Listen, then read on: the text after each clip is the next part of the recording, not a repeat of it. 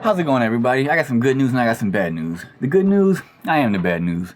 In this video, we'll be discussing how to set up and run a productive and enjoyable recording session while recording hip-hop. Now, it might seem obvious, but I've actually been asked by several people who don't primarily work in hip-hop what to expect and how to record it. So I figured this video will be helpful for engineers, artists, and producers who are either new to recording hip-hop, or just looking for some workflow suggestions.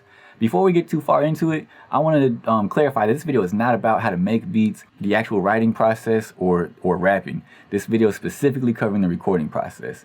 So let's go ahead and get into it. The first thing you're going to want to do is obviously going to be to pull up Pro Tools. I guess I should start by saying that in this video we'll be using Pro Tools. What I like to do is make a folder for each artist, and then each track gets its own session. So this track is going to be called Show No Love, and it's in the Young J folder because that's our artist's name. This beat, what we're going to do is you want to make sure that your bit depth and sample rate are match whatever the beat that you were given. If they don't, you can have some conversion issues, and that's pretty much as far into details we need to get about that right now. Anyway, once you got Pro Tools pulled up, the next thing you're going to want to do is to get your beat in there, obviously. So we'll Command-Shift-I to bring up the import window. And you want to copy, because if you copy it, it actually puts a copy of the beat into the session folder. Otherwise, if you move the session, like say you put it on somebody else's hard drive, or you whatever, something like that, you'll end up not having the beat, and that's obviously not a good thing. So here's our beat. The next thing we're going to be doing is making a tempo map. The reason you make a tempo map is, for one, because all your time-based effects, like your reverbs, delays, and that type of thing, they will be actually in time with the beat and just sound musical. And it also helps for like if they want a click track or something like that. It's professional. You want one, trust me. So the first thing we'll do is go to the very front of the beat and make sure there's no gap. Now you'll see there's a little tiny stuff right here, but I'm not really worried about that. That's nothing. I actually know this beat doesn't have any gaps in the front because I've already done this. So what we'll do for a tempo map is we'll listen to it for a little bit and just kind of hear what we think the tempo should be at. There are things in Pro Tools that will automatically find the tempo, like Beat Detective, but I don't really like to use it because I like to, maybe it's me being anal or whatever, but I like to tell Pro Tools specifically where I want my markers and what I want them to be. It's a lot more control. So we'll listen and we'll see if we can get the tempo. 2, 2, 3, 4, 3, 2, 3, 4, 4, something like that. Right now it says it's 120. I'd be willing to bet it's closer to 90. I've already done this. With Tab the Transient selected, we'll come to this first big kick, which, given that this was like an intro, or a hook, as the intro, I'm pretty sure that it's probably about 8 bars. So this one right here, that's probably our 9th bar. Command-I, that'll tell Pro Tools that we want to add a bar beat marker. This little window will pop up. And right now it thinks it's bar 11 beat 3 because it thinks the tempo is 120. So what we'll do is we'll tell it, no, that's actually bar 9. And when you hit 9, it'll automatically change all these. You'll see our tempo gets adjusted to 90, and suddenly when we go back and listen to it, it's going to be a lot closer to the tempo that we think should be. So 1, 2, 3, 4, 2, 2, 3, 4, 3. So you get the point. Now we'll come to bar 25 because bar 9, that was where our verse came in. Assuming it's a 16 bar verse, which this one is, it would end at bar 25, and then the hook would come in. So just to verify, we'll go to bar 25, we'll listen. And that is in fact where the hook comes in. Command-I, and we will tell it that we actually want, instead of 25-1 with 3 extra ticks, we actually want it to be 25 exactly. And then I'm assuming that's another 8 bar hook. We'll come over here, 33. All right, so this is how you know you have a good tempo map. When your transients are actually on the grid like they should be, that's good. Even still, you want to Command-I and lock it in. Because if you don't have a marker right there, it's not actually locked in. That's kind of just falling on bar 33 beat 1. But when you put a tempo marker, it's locked to bar 33 beat 1. So just something you want to do. Sounds like verse 2 to me. So then 16 bars later, that would be at bar 49. And just guessing, this is probably where the hook comes in. It is, in fact. So we will, again, bar 49, lock it right there. If I was actually doing this, I would go a little bit more in depth, but how in depth you go is really up to you. You really don't need to go crazy in depth unless there's like a bunch of tempo changes. But me, I like to go a little further than I need to sometimes. But anyway, so there's our tempo map. Now we have the entire song. Now the next step we're gonna be doing is what's called arrangement markers, and these are really helpful for just navigating your way around the track. So you'll pull up Command 5 on the number pad, and you'll get this window right here, the memory locations. Go to the very beginning of the beat, hit enter on the number pad, and then this window will pop up. We'll call this the intro. Now for this video and this project, we're actually not gonna have to worry about anything else right here. For what we're doing right now, all we're trying to do is know where the intro is, where the verse is, where the chorus is. So that's the intro. Come over here to bar 9, where our verse 1 starts. We'll hit enter on the number pad, memory location window again, verse 1. And however you decide to write these, and however you decide to, like verse, chorus, verse, hook, and all that kind of stuff, this is all up to you. I mean, it's for your own benefit. Helps your organization. Anyway, so yeah, then we'll come over to bar 25, where our hook came back in. Yep. Enter on the number pad, and this will be chorus 1. So I'll put CH1. 8 bars later, at bar 33, I'm assuming verse, right? We just did it, so we know that one. Verse 2. Come to bar 49. That was where the outro came in. And then I'll come to the very end of the song, like the very end of the track, and you would put this at the very end of your very last whatever, so anything you have, that you actually want included in the end project, you would put at the very end. Come over here and put a end marker. And the reason you do these is because, like I said, it's really helpful for if your artist says, hey, I want to listen to verse 1 again, you just click on verse 1 and it jumps straight to it, or verse 2, or the outro. So it's really helpful. Anyway, now that we have our tempo map and our arrangement markers, it's time to add some tracks. I happen to know that he's only going to do 2 verses, and each verse is only going to have 1 overdub. So I will Command Shift N to pull up our new tracks window. And everything that I keep saying all the shortcuts for, you don't have to use the shortcuts, but it's very helpful, and it's something that I try to use more of. So we'll do 4 tracks because he's doing 2 verses and then the 2 overdubs. That's 4 tracks. They will all be mono, they will all be audio, and they will be in samples. Control Command Option and then the up arrow. It'll basically zoom in or out on all your tracks vertically to make them fit the window. And then if you hit Option A, you can zoom in vertically to fit everything in the entire track. What I'll do now that I have my 4 tracks is I'll Shift Option. If you hold down Option and do something, you're saying do it to everything. If you hold down Shift and do it, or Shift and Option, then you're doing it to everything that you have selected.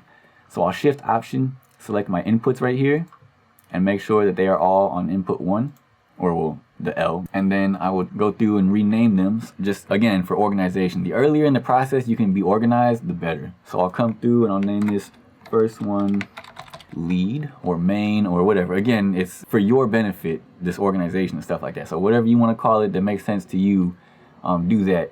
And if you have to give the project to someone else later on down the road, just make sure that it's clear to them as well. Verse 1 back, verse 2 lead, and verse 2 back. And the colors obviously as well, whatever colors you like to use, whatever ones work for you, do that. For me, I like these colors. So that's the ones I use. Now we're pretty much ready for ours to come in. The next thing we would do is go through and basically check all of our gear. Make sure our microphones are working, make sure we're getting the right signal, make sure it's coming through at the right levels. And you can pretty much do this the day before, or a couple of hours before the artist shows up. And it's actually recommended to do before the artist shows up, because again, you want to be professional, and professionalism as an artist means coming into the studio ready to record. Professionalism as the studio means when the artist shows up, you are ready to hit that button and get some waveforms. So yeah. So now the next thing we're going to be doing is checking our gear just to make sure that we're getting some signal. So I will put this in record enable, and I'll also monitor it a little bit, and then I'm going to go over to the microphone and just see that we're getting some signal. I guess I should probably turn on my preamp first. And you don't want to actually turn on your preamp with it in record enable, so pretend I didn't do that. Check. All right, and so we got some signal. We see that that's good. That's awesome. Now a couple little bonus parts that you don't necessarily need to do, but I like to do. I would send my verse 1 and 2 leads to vocal buses. I would send my verse 1 and 2 backing to a background vocal bus, and then the background vocal bus is going to the vocal bus, and then the vocal bus again is going to the master. This all sounds confusing, but the reason I'm doing that is so that I can control my main vocal and my background vocal separately. So for example, let's say I want all my vocals to have a reverb on them, but I don't want any of my main vocals to have it for some reason. I can do that. You could put an effect on the backing vocal bus, and it would affect all the backing vocals and none of the main vocals. All right, now that you got your tracks ready, it's time to get started. Luckily, our artist is here now, Young Jay. So the first thing we're gonna do is we're gonna get some levels. To get levels, you're gonna be setting the gain on your preamp or in your software to make sure that the level coming through the microphone isn't too loud or not loud enough. What you're gonna have your artist do is perform the song at the same level and with the same energy that they plan on performing it when they're recording. All right, it's a good thing I got up and checked because the microphone wasn't in really good alignment. So we're gonna change that because that's part of what you do before you actually hit the record button. All right, once you and your artist are both happy with the levels and Pro Tools is also happy with the level going into it, it's time to get the headphone mix. Now we actually kind of did that as part of our getting the levels procedure, because this was only one vocal and the beat, but obviously you're gonna have to adapt that to your situation. For the tracking session, you'll generally want to have the beat pretty down low and just turn your headphones or your monitors up. So you bring the entire mix up, but generally your beat's gonna be low because you don't want to be recording too hot. But now that that's out of the way, it's time to get to the fun part. It's time to record. You ready? Yeah, buddy. All right, let's get it. The first one we'll be doing, usually it'll be the artist's choice, but most of the time they want to get the main vocal out of the way first. I'm assuming, right? Yep. So we're going to be doing the main vocals first on verse 1, and let's get to that. All right, after each take, it's important to ask the artist how they felt about it, and also give your input if necessary. For this particular one, there's a couple mistakes at the end. So at this point, you would give the artist the chance to either re-record the whole thing, which some like to do, or just to punch in for the parts they messed up on. I will punch in. We will be punching in. To punch record, you find the mistake that the artist wants to fix, you go a little bit before it, and then you hit play, and once they catch up with themselves, you hit record, and they will take it from there pretty much. And if that didn't make sense, just watch. Stuck in my zone, all alone. Light up a blunt and take it to the face.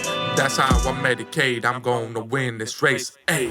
All right, once you have a good take with good punches and whatever else is necessary, it's time to get the doubles, or the dub as I called it earlier.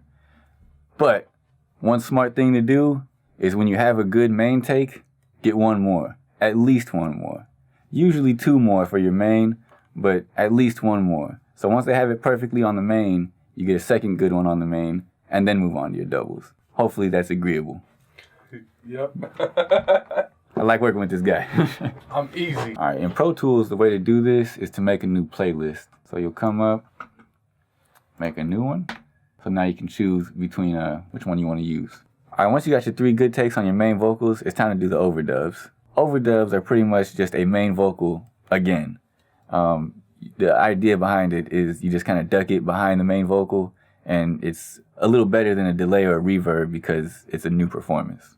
All right, so now that we got some good takes on our mains and our overdubs, it's time to record verse 2. Pretty much going to be the same setup as verse 1 with just a main and an overdub, and a couple takes of each once they're both solid to make sure that we have some wiggle room to play around with in the mixing process. Another important thing to running a successful recording session is to take ear breaks. At least once every hour, for a couple minutes. A lot of artists want to take a smoke break, and that's a good time to just kind of let your ears rest, kind of step away from the process for a minute, get your mind back in the game when you come back to it. Another thing to always remember to do, and this one you should do probably every 5 to 10 seconds, Command S. Use that shit. So while I was editing this video, I realized that it ends way too abruptly because I didn't have much to film for the second verse. That was because there really wasn't any new information to give. It was essentially the same as the first, where you're just going to get the main and the overdub, a couple good takes of each, and that was essentially the end of the session after that. I did give him a rough mix, which was bringing the beat up lowering the vocals just a little bit, and then lowering the background vocals considerably. And then also giving some really light EQing for just like the problematic areas that I saw. And that, like I said, that was the end of the session, and that's how you record hip hop. So I hope you found this video helpful. If so, please like it and let me know it was useful. And if not, let me know what I can improve on next time. While you're at it, go ahead and subscribe, because there's going to be more videos like this coming up in the future. And also, if you have any suggestions or you need further information, please go ahead and let me know. I'm certainly open to suggestion. Hit me up on social media at DaBadNewz, DaBadNewz, same way you see it spelled on the screen. And I always hear the bad news first. I can't trust some longer weights on my shoulders, hoping that it's all over. Got dreams of pushing Range Rovers, but these times are so hard, so I hustle and ball, hoping that I see the sunrise tomorrow. But I'm drinking tonight, so fuck it if it never comes. I'ma be alright, just put me on my gravesite. Knowing that I tried, knowing that I'm out of the pain, I'm out of the rain, and my body ain't drained. I wake up and I get it every day. I'm a hustler in the making. I'm to the point where I can't take it. I'm gon' break it. I'm losing my mind, but I ain't got time, so I stay write rhymes. I turn off my phone just to be alone. I stay stuck in my zone, all alone. Light up a blunt and take it to the face. That's how I medicate. I'm gonna win this race. Ayy. All the people you love most always wanna hurt you. How can I trust you again when I'm not around you? All the people you love most always wanna hurt you. How can I trust you again when I'm not around you? I'm a paper chaser motivated by my haters. If it ain't about money, I'll see you later. I need some Benjamins up in my bed, man, or my heat can bust. I need a check with 3 commas. Fuck having a baby mama, save that drama. Oh, you see my llama, you know I get it and I be gone in the blink of an eye. So sing these songs, you know it's on. Attacking these beats, talking shit like you phasing me. Motherfucker talking down like you playing me. I'm in my own lane, doing my own thing. Sometimes dreams feel like they never come true, so I gotta stay a boss and make these moves. Writing these songs like I can't lose, so I stay on the run, but it's hard to choose. Running from the gun like life, I can't lose. All the people you love most always wanna hurt you. How can I trust you again when I'm not around you?